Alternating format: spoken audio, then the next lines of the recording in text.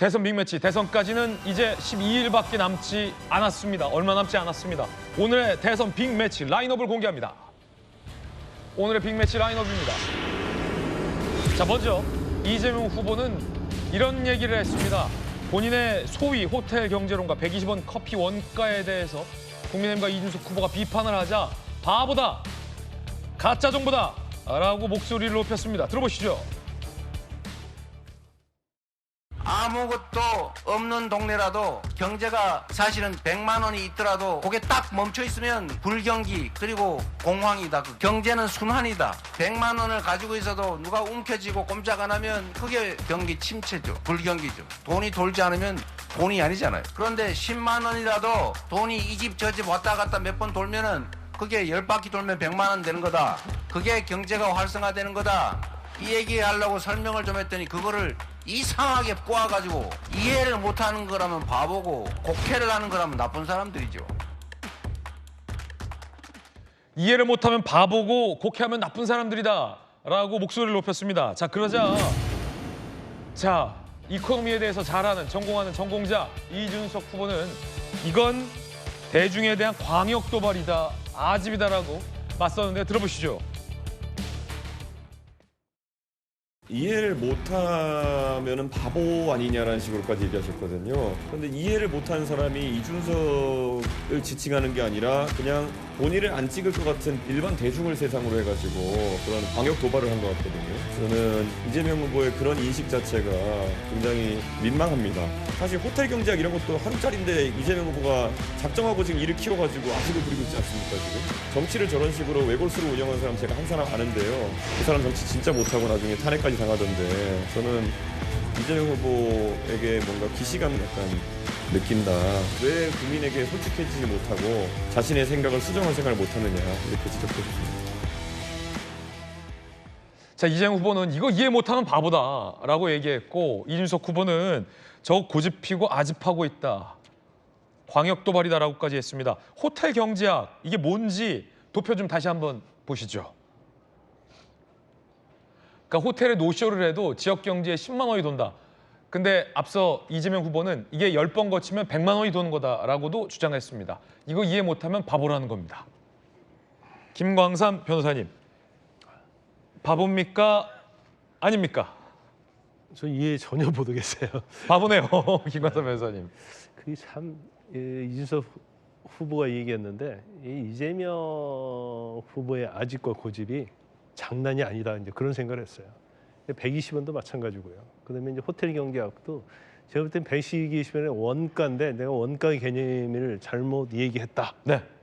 그래서 원가가 아니고 그냥 원재료비를 얘기했다. 이렇게 가면 그냥 넘어갔을 거예요. 근데 호텔 경제학도 마찬가지죠. 본인이 뭐 인정을 했잖아요. 아주 내가 극단적인 사례를 얘기했다 이렇게 했지 않습니까? 극단적인 사례니까 일반화시키지 마라. 이러면 끝나는 얘기인데 자기에 대해서 반발하고 자기가 잘못했다는 것을 지적하면 그게 굉장히 합리적임에도 불구하고 그리고 많은 사람들이 그 잘못됐다고 얘기하면 그 사람들을 바보로 만드는 거예요. 그러니까 자기는 다 옳고 내가 생각하는 거에 다른 생각을 가진 사람은 바보고 나쁜 놈이다. 이런 생각을 가진 사람이 어떻게 정치 지도자가 됩니까? 저 잘못하면 나라를 망하는 길로 이끌 수 있는 그런 인성을 가지고 있다고 저는 그렇게 봐요. 그래서 이재명 후보의 뭐 단점이 엄청 많지만 그중에 가장 큰 단점 중에 하나가 저는 아집이고 자신의 잘못을 인정하지 않으려는 모습이에요. 대통령이 돼가지고 아니면 뭐 일반 정치 지도자로서 자기가 뭘 정책적으로 하려고 하는데 그게 안 되면 누가 반대를 하면 저런 사람은 다른 사람 용서할 수 있겠어요? 짧게 한 말씀만 더 드리면 그 뉴딜 정책에 대해서 얘기하더라고요. 그러면서 루즈벨트가 쓸모없는 댐을 돈을 순환시켜서 만들었다는 얘기를 하고 있어요. 그 댐은 사회주의 인프라예요. 그래서 미국에 필요한 댐이고 그래서 단지 그 댐을 만드는 시점에 있어서는 공황을 극복하기 위해서 사실은 재정적 투자를 한 거거든요. 그런데 거기도 굉장히 재밌더라고요. 필요 없는 댐을 만들기 위해서 돈 순환시키기 위해서 뉴딜 정책을 폈다. 이런 얘기를 하고 있는데 저분이 그 변호사까지 한 분이 저렇게 경제 지식에 있어서 기본적인 소양이 결여되어 있는지 참 경악할 정도 수준이다 저는 그렇게 봅니다. 김광삼 변호사님의 의견이었습니다. 이번에 성춘 부회장님의 의견도 궁금합니다. 일단 이준석 후보는 그 가장 그렇게 고집 부리고 탄핵까지 당한 사람을 양두구육했던 본인의 과거부터 좀 되돌아보길 바란다는 말씀을 드리고 싶고요. 그리고 이재명 후보가 지금 말하고 있는 거는 이거를 이해 못하면 바보다라고 말하는, 그러니까 너네들 이해 못하니까 바보다 이걸 얘기하는 게 아니라 이해를 하고 있어요. 분명 이해를 뭔지 알아요. 무슨 얘기하는지 압니다. 순환경제 이거 원리 이거 이런 얘기 모르는 이해 못하는 사람 없을 겁니다. 근데 알고 있음에도 불구하고 너네들 자꾸 이렇게 말꼬리 잡고 나를 공격하기 위해서 이런 공격하는 거 이거 바보 같은 행위다 이런 식의 얘기를 하는 거죠.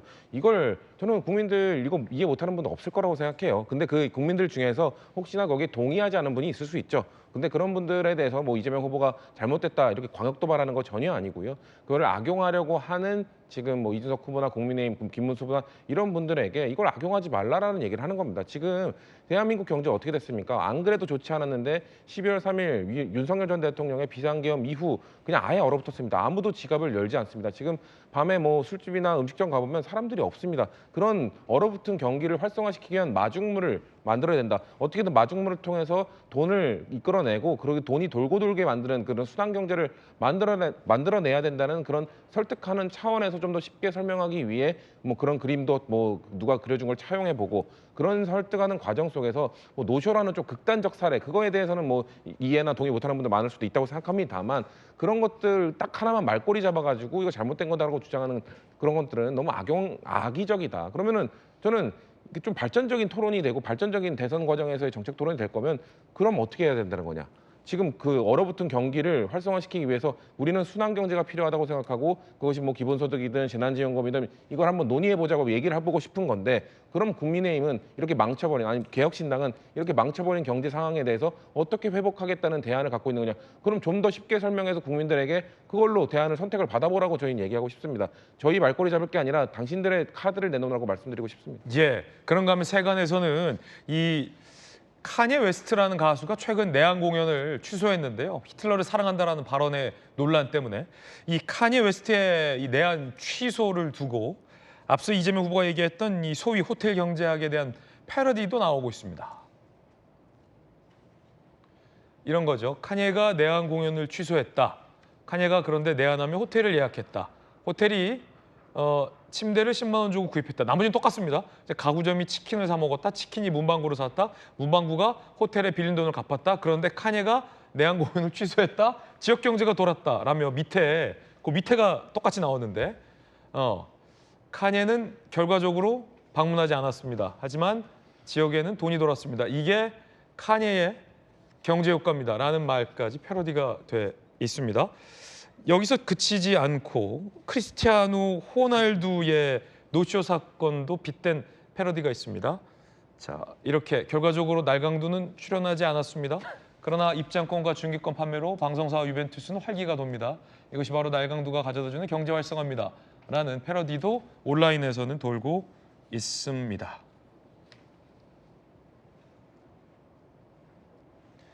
이재명 후보를 최근에 긍정적으로 평가했던 이 정규재 씨가 이 호텔 경제학에 대해서는 비판을 했습니다. 조금 전 저희 채널A와 인터뷰를 했는데 들어보시죠. 이재명 후보는 뭐 여러 번 설명을 했습니다만은 승수효과라는 것을 이제 설명하기 위한 것이지 그림 자체를 설명하려고 한 건 아니다 이렇게 해명을 했습니다만은 그 올려놓은 그림이 잘못된 그림이거든요. 그 자체가 약간 마술처럼 보이잖아요. 돌지 않습니다. 어떤 매출이든지 승수효과가 생깁니다. 실제로 출액순이익이라고 해봤자 1원, 2원이죠. 그러면 그 다음 만 원, 2만 원이 가는 거죠. 그 다음에는 뭐 여러 가지 비용이 들고 하게 되면 그 가게 하나, 두 개로서 끝나는 거거든요. 승수효과라는 것은. 그런데 그거 이제 그 그림에는 마치 10만 원이 온전히 매출액이 모두 다 5군데 가게를 다 돌아서 50만 원의 매출이 나오는 것처럼 잘못 설명한 거죠. 오류입니다. 이재명 후보를 칭찬했던 정규재 전 한국경제신문 주필도 저희에는 잘못된 예다라고 비판을 한 겁니다. 이런 비판도 했습니다. 세상에 공짜는 없다는 거죠. 네. 자, 보수 농객의 비판 함께 보시죠. 골목이 계속 돌아가려면 돈이 계속 들어와야 되는데 그 결과는 부동산 폭등 등 인플레이션, 세상에 공짜는 없다라고 비판을 하고 있습니다.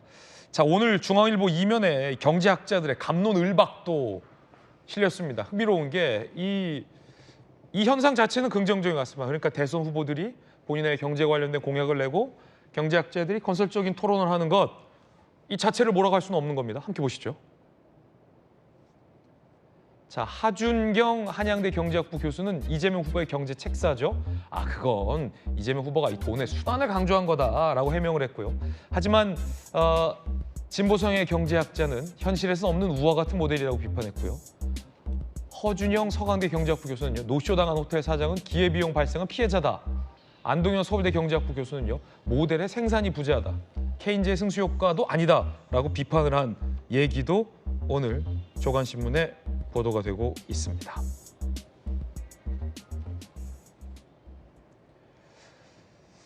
자, 이재명 후보는 그러자 목소리를 한 번 더 높였습니다. 나라가 빚을 지면 안 된다? 그건 무식한 소리라는 겁니다. 들어보시죠.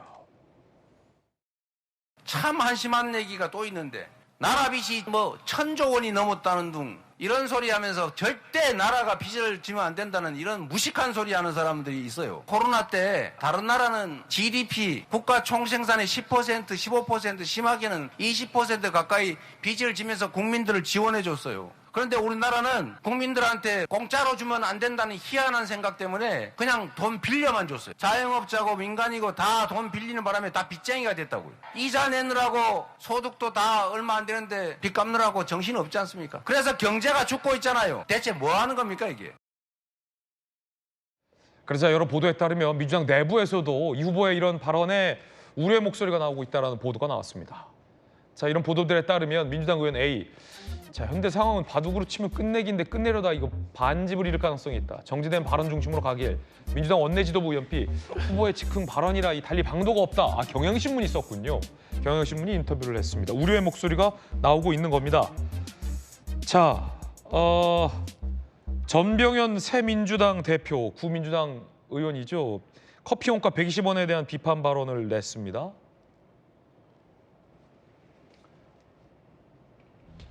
이재명 후보가 커피 원가 120원 이슈에 뿔이 났다. 막장 수준의 적반하장이다. 일상의 소비를 법화화하다 보니 원가 기준이 무너진 거다. 법화 경제 민낯이 드러난 것이다. 라며 이렇게 비판의 목소리도 제기하기도 했습니다. 자, 뭐 나라가 빚져도 된다. 이 호텔 경제로는 돈이 도는 거다. 원가는 120원이 맞다. 등등 여러 가지 구설수에 올랐는데, 안영환 의원님 어떻게 생각하세요? 뭐 아까 뭐 승수 효과 부분은 뭐 돈은 돈다고 해서 돈 맞습니다. 돈에 되는 게 그렇죠. 그러나 10만 원이 100만 원이 되려면은 그 10만 원을 계속 돌려야 되는 겁니다. 그러나 예를 들어서 치킨 가게에서는 10만 원을 받을 때 10만 원을 또 쓸 수가 없는 거예요. 왜? 치킨 사서 만드는데 돈이 들기 때문에. 그래서 남는 3만 원 정도밖에 못 돌릴 겁니다. 결국은 제로가 되는 거예요. 10만 원이 10번 돈다 해서 100만 원이 되는 게 아닙니다. 아까도 일부 이야기가 나왔지만 생산을 전제로 한 겁니다. 승수 효과라는 것은요. 그렇기 때문에 저건 완전히 이야기가 안 되는 거고요. 이해는 갑니다. 그런 돈이 돌아야 된다는 전제는 이야기하지만 그런 비유는 적절하지 않은 것 같고요. 자, 채무가 무슨 상관이냐? 이제 케인즈 경제학을 이야기하는 건데, 케인즈 경제학에 대해서 사실 현대에서 사실 굉장히 논란이 많습니다. 1920년대에 있던 30년대에 들어왔던 그런 학설을 현대에도 적용할 수 있는 것에 대해서는 논란이 많은데, 어찌됐든 뭐 논란은 될 수가 있고 저는 정책 토론 가능하다고 봅니다. 그런데 이제 우리나라의 지금 채무가 올해 추경을 포함하면 약 GDP의 50%가 넘을 것 같습니다. 그런데 외국은 뭐 110%, 200% 맞습니다. 그건 기축통화나 준기축통화 국가에서는 그게 가능합니다. 미국이 110%예요. 미국은 기축통화입니다. 일본이 200%예요. 일본은 200%의 부채를 다 국민들이 안고 있습니다. 그렇기 때문에 걱정할 필요가 없는 거예요. 대한민국 현재 빚이 올해 한 1,300조 정도 됩니다. 1,300조 정도 되면은 하루에 지금 이자가 1년에 이자가 30조가 나가요. 그러면 하루에 국민들은 약 1,000억 정도의 우리는 빚을 이자로 내야 되는 겁니다. 원금도 아닌 거예요. 이거 어떻게 감당하겠습니까? 그럼 문제는 자, 경제 살리기 위해서 지금 빚어서 좋습니다. 이거 누가 갚아요? 우리들이? 아닙니다. 우리 자식들, 후손들이 받는 거예요. 대한민국의 지금 인구가 40대 이하가 전체 인구의 약 40%입니다. 그러니까 젊은이들이죠. 그들이 50대, 60대가 사고 치는 거 지금 갚아야 된다는 이야기예요. 이재명 후보가 대통령이 돼가지고 만약에 사고를 친다면 그걸 누가 갚아야 됩니까? 후손들이 갚는 거예요. 기피가 없어집니까? 태평양에 갖다 던질 수 있습니까? 미국에 갖다 던질 수 있습니까? 우리 후손들이 갚아야 되는데 물론 경제를 살리기 위해서 재정 투자는 이해는 갑니다만 저렇게 극단적인 이야기는 해서는 안 될 것 같고요. 자, 로마가 망한 이유가 뭔지 아십니까? 식민지 수탈이었어요. 식민지를 수탈해서 미를 가져다가 로마 국민들에게 막 뿌렸습니다. 축제했습니다. 그런데 식민지의 반발로 로마가 붕괴했습니다. 그런데 우리는 식민지가 어디 있습니까? 수탈할 식민지가. 결국 우리 후손들, 우리 자식들, 손자들을 상대로 수탈하는 것밖에 안 되는 거예요. 그래서 재정 투자도 좋습니다. 저런 정책 토론 가능하지만은 극단적인 저런 발언들은 저는 타당하지 않다 이런 말씀 꼭 드리고 싶습니다. 네, 안용환 의원의 의견이었습니다. 이번에 홍익표 대표님의 의견도 궁금합니다. 이걸 어디서부터 다 설명해야 될지 저도 좀 답답합니다. 왜냐하면 일반 시청자들을 대상으로 지금 경제학 강의를 제가 드릴 수도 없고 보통 이제 그 승수 효과에 또 반대되는 게 이제 구축 효과라는 게 있어요. 경제학자들 간에 이런 논란이 있는데 이재명 후보가 저 그림은 본인도 얘기했지만 굉장히 단순한 심플하게 그 그림을 그린 거예요. 얘기한 대로 10만 원을 얻다고 10만 원이 그대로 돌진 않습니다. 승수 효과에서도 그 계속 그 한계 소비 성향만큼 빠져요. 그러니까 예를 들면 10만 원 번 사람이 그 한 18만 원이나 9만 원을 쏘면 그게 도는 거거든요. 그래서 이제 갈수록 점점 줄어들죠. 근데 계속 유통 되는 그 돈을 돌리면 승수 효과는 계속 커지는 건 맞잖아요. 그런 측면에서 돈이 돌아야 되는데 지금 이 2015년 소위 그 뉴노멀이라는 상태에 나왔을 때부터 이 현대 경제에서 가장 큰 문제가 유동성의 함정. 돈이 풀려도 돈이 잘 안 돌아요. 그 유동성의 함정 때문에 계속 뭔가 시장을 자극하고 돈을 풀어야 된다라는 주장을 하는 경제학자들이 있고 반대로 그러지 말자는 학자가 있고 그 차이인데 어쨌든 민주당과 지금 이재명 후보는 좀 더 적극적으로 경기 부양을 하기 위해서는 시장이 돈을 풀어서 돈이 돌게 해야 된다 이런 얘기를 강조하기 위해서 저 그림을 설명을 한 것이고 역시 연속선상입니다. 정부가 빚을 지느냐 마느냐 물론 가장 좋은 건 정부가 빚을 안 지는 게 좋지만 현대 경제에서 그렇지 않거든요. 어느 나라도 일정하게 정부의 적극적 재정과 관련돼서 재정적 역할이 있어요. 그래서 빚을 지게 돼 있고 다만 우리가 경제 성장을 할 때는 빚을 할 때 이런 게 있어요.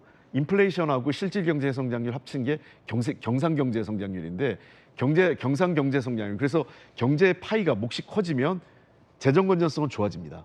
그러니까 빚이 느는 속도하고 경제 규모가 느는 속도가 어느 게 더 빨리 느느냐. 그래서 경제 성장이 많이 이루어지면 빚이 늘어도 줄어드는 거죠. 예를 들면 우리가 월급장애로 비교하면 월급장애가 갖는 빚이 늘어요. 빚이 늘지만 자기가 가지고 있는 자산, 그러니까 월급도 늘고 소득이 늘면 그 소위 빚을 부담할 수 있는 능력은 커지는 거 아니겠습니까? 그런 측면에서 지금 우리 민주당과 이재명 후보가 얘기하는 것은 정부의 빚을 그냥 늘리자는 게 아니라 어려운 시기에 지금 기업도 투자를 못하고 국민은 소비를 못하니까 정부가 일단 지출을 늘려서 경제에 자극을 줘서 정부의 지출을 통해서 국민은 소비를 하고 기업은 투자할 수 있는 환경을 만들자라는 게 지금 그 민주당의 경제 정책의 기본 방향입니다. 네.